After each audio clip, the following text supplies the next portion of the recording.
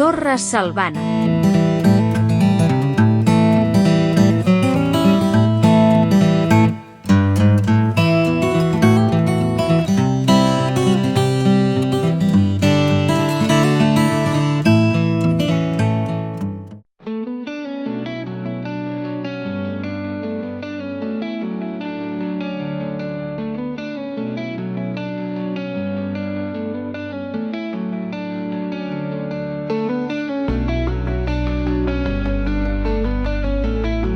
A Santa Coloma de Cervelló, al costat de la colònia Güell, es troba una masia fortificada coneguda amb diferents noms al llarg de la seva història.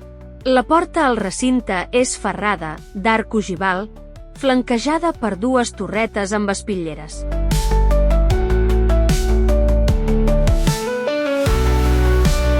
Documentada al 992 com a Torre d'Ales, al segle XIV fou coneguda com a Torre de Cort o Sa Cort. Encara que el seu primer origen és romànic, s'hi van incorporar diverses modificacions gòtiques i neogòtiques.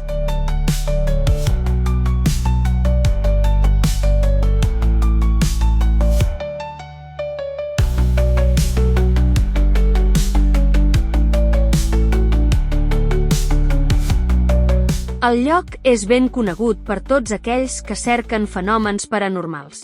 Es diu que hi habiten fantasmes, pedres que es mouen soles, sorolls inexplicables i fins i tot hi ha qui afirma que existeix una obertura que condueix cap a les mateixes portes de l'infern.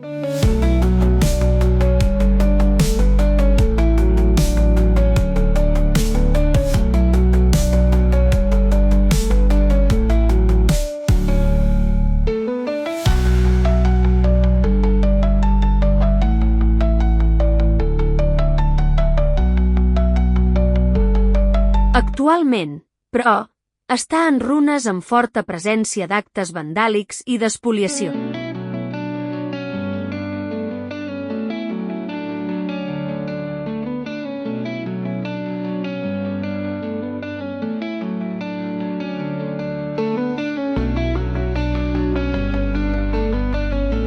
El nom de Torre Salvana no apareix fins a finals del segle XVI, quan els senyors de Salvana en foren els seus propietaris.